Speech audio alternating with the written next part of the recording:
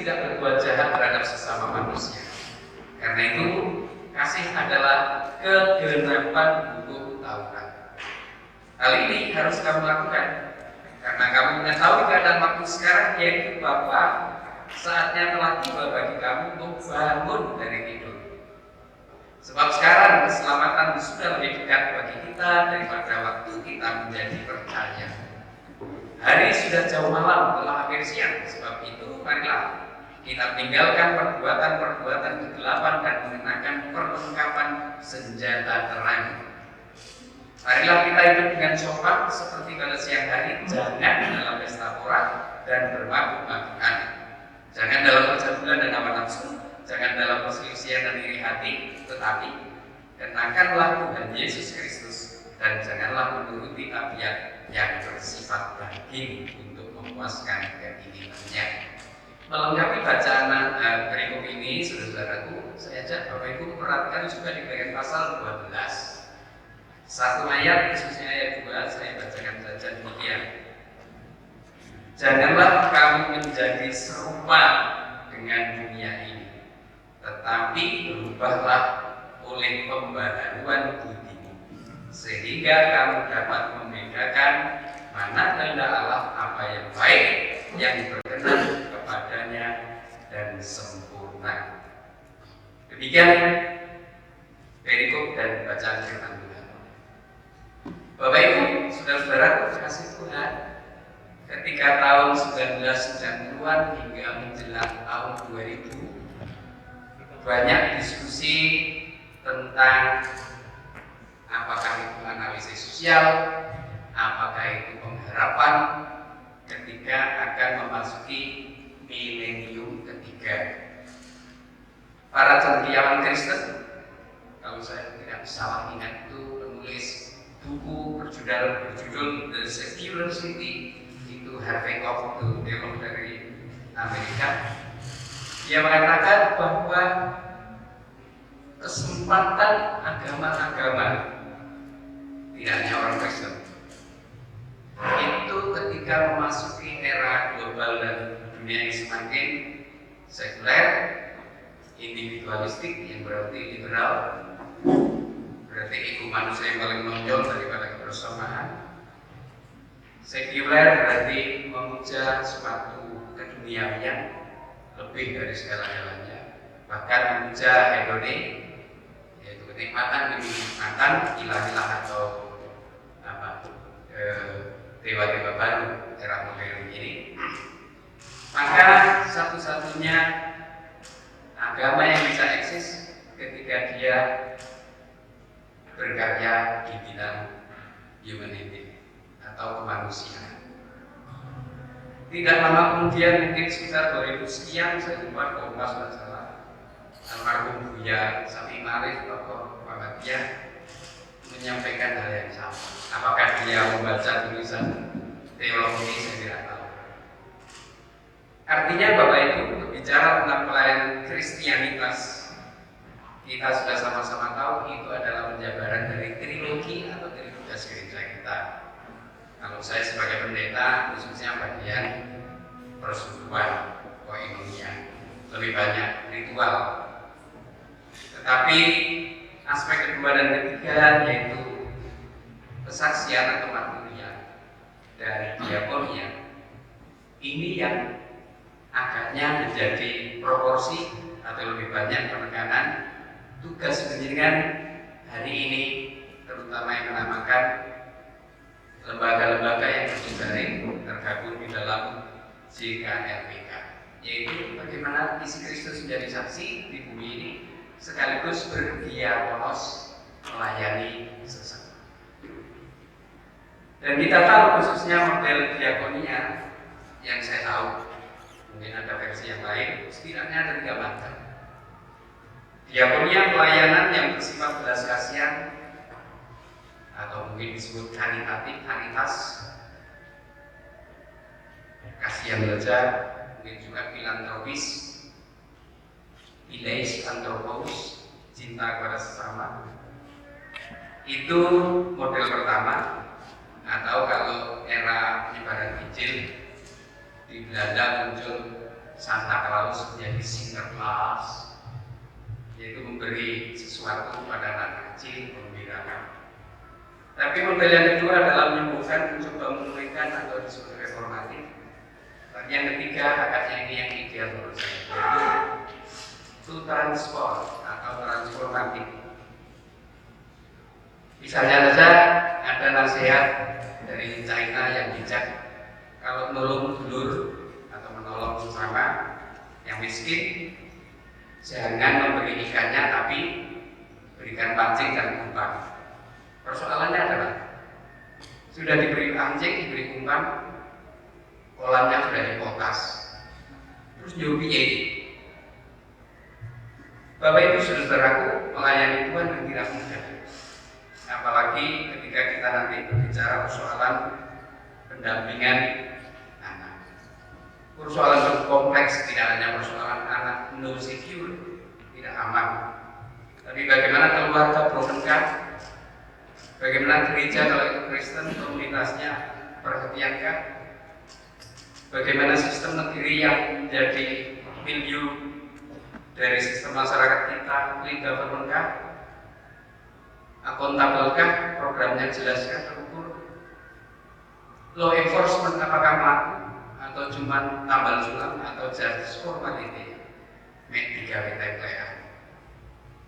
Suatu persoalan baru. Maka menarik spirit firman Tuhan yang kita baca hari ini adalah kita diajak untuk bermetamorfosa.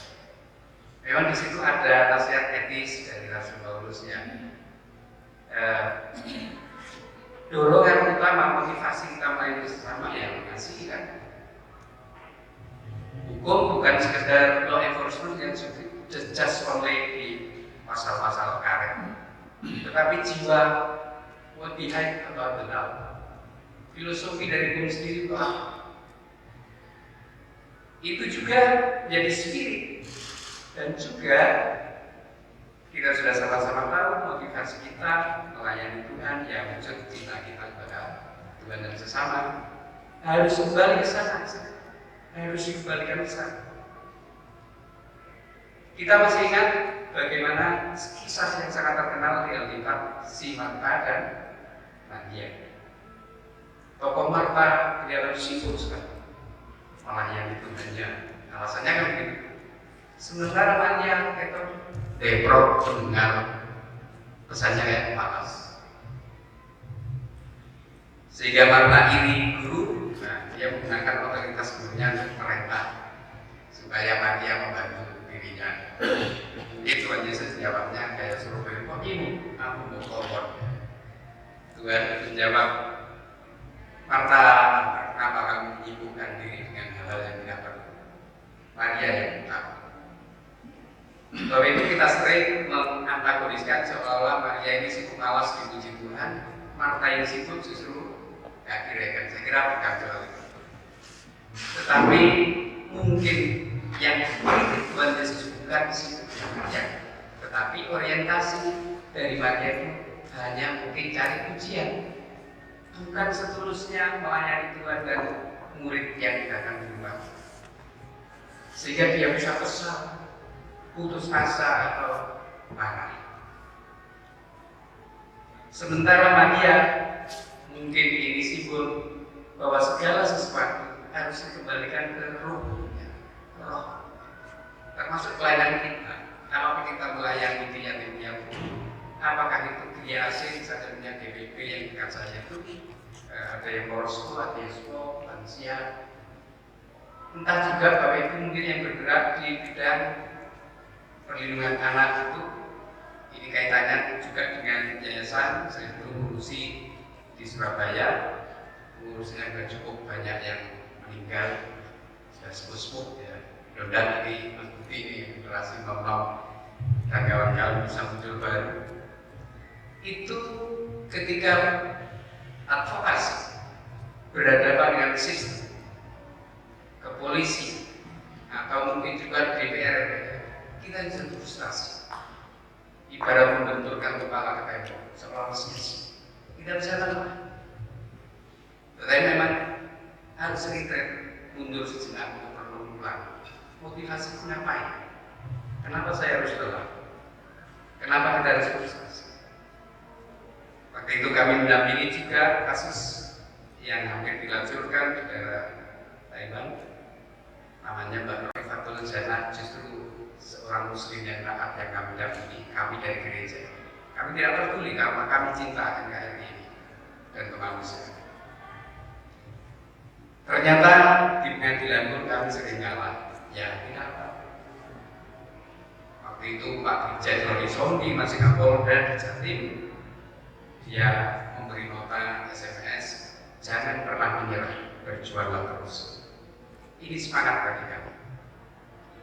Bapak Ibu Saudara-saudaraku, kembali tadi di pasal 12 ayat 12 kita diingatkan Paulus bahwa kiranya apapun yang kita lakukan itu juga dilandasi kembali ke hakikat jati diri kita adalah pembaharuan diri kita yang di sini memang pakai kata Yunani metamorfose. Ada metamorfose deh anak going setus nusfer sesuatu budi pekerti. Konon metamorfosa, kalau kita memperhatikan kupu-kupu, itu metamorfosa dari ulat menjadi kupu-kupu, itu proses lama panjang. Habis binatang yang dilani, dia bertapa menjadi kepompong, tiba-tiba keluar suatu kelembutan yang membentuk sayap nan indah. Dari binatang semua orang menghindari, kini menjadi binatang yang indah semua orang ingin memegang. Itu adalah proses tubuh mulia Yesus yang ketika hancur di Getsemani, di makamnya, dan ia bangkit tubuh mulia. Sulit diterangkan otak, tapi itulah karya Tuhan. Kayaknya itu metamorfose juga sebagai metafora, kiasan, gambaran. Ketika kita menghadapi banyak tantangan, bisa lelah, frustasi, melayani sesama untuk Tuhan. Katanya, kadang-kadang kita terjatuh seperti mata, sebenarnya hanya cari pujian atau jangan-jangan cari fame. Mohon maaf, saya kira di sini tidak ada yang seperti itu, bukan. Kalau iya pasti kita akan patah arah, kecewa, frustasi, bahkan meninggalkan pelayanan kita. Dijamin. Tapi kalau Tuhan yang menjiwai, kita akan dikuatkan seperti burung Raja Wali ketika dihantam badai, tidak jatuh malah ia meregangkan sayapnya, terbang perkasa. Itulah manusia-manusia yang mau bertransform, berubah seiring budi pekerti yang dibentuk Yesus Kristus, dan itulah jiwa pelayanan yang sesungguhnya. Saudara-saudaraku, dalam kesempatan ini, biarlah dalam perjumpaan ini jaringan Kristen menggunakan filosofi bambu ketika kita bekerja sendiri sulit. Karena memang Tuhan belum mengutus muridnya dua-dua, tidak satu-satu. Itu mengandung makna teologis, kita harus bergandengan tangan, apapun background gereja, latar belakang daerah, etnik, karena gereja sudah meruntuhkan semuanya itu berjejaring. Filosofi bambu itu indah sekali. Dia di bawah tanah, tapi saling bergandengan tangan. Ketika muncul tubusan bambu di sana dibasmi, kelihatannya mati, tapi di sini coba saling berhubungan. Mungkin ada yayasan tertentu, lembaga yang berkekurangan dana, sebelumnya ada yang berkelebihan. Why not? Kita kirim ketika memang programnya jelas, terukur, transparan, accountable, sehingga saling hidup. Di era sekuler orang yang mendewakan dunia ini, tidak hanya itu, agama-agama akan eksis menjadi barokah, berakah.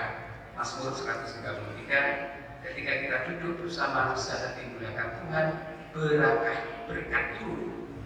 Kalau perlu kita berjejaring dengan seluruh kita Muslim, yang Hindu, yang memiliki visi misi, Buddha punya yayasan lain apa atau Buddha suci.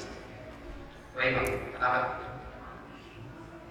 Saudara-saudaraku, mari kita bertransformasi dalam artian kembali regresi ke diri kita sendiri, ke visi misi basically dasar dari masing-masing lembaga kita mengapain, dan mohon kekuatan dari Allah, dan biasanya di situ akan terjadi suatu hal yang disebut the sign atau mujizat tanda Allah membersamai saudara. Tidak perlu takut, khawatir, karena Tuhan akan melengkapi kita semua. Pasti transformasi ini, transformasi dari diri sang layak yang dilayani sebagai transformasi seturut dengan gambar Kristus, nyambung, pasti itu akan penuh berkat. Saya yakin itulah dampak yang paling utama. Apakah itu perlindungan anak, perlindungan perempuan, atau mungkin persoalan yang sangat kompleks yang kadang-kadang bersentuhan dengan masalah politik yang diragukan. Tuhan berkati. Amin. Mari kita berdoa. Tuhan Yesus, terima kasih bagi yang teduh kami izinkan sejenak merenungkan kebenaran firman. Biarlah tekad kami untuk berusaha hidup di sisi ini menjadi tidak hanya Kau berkati kami, tapi kami semuanya menjadi jalan berkat bagi sama kami, pemimpin negeri kami yang merindukan peran orang-orang yang adalah milik Kristus juga. Ungkapan syukur, harapan, permohonan kami serahkan sepenuhnya, mohonkan sepenuhnya karena kasih berkat yang darimu saja. Di dalam nama Allah Bapa, Putra dan Roh Kudus kami mohon.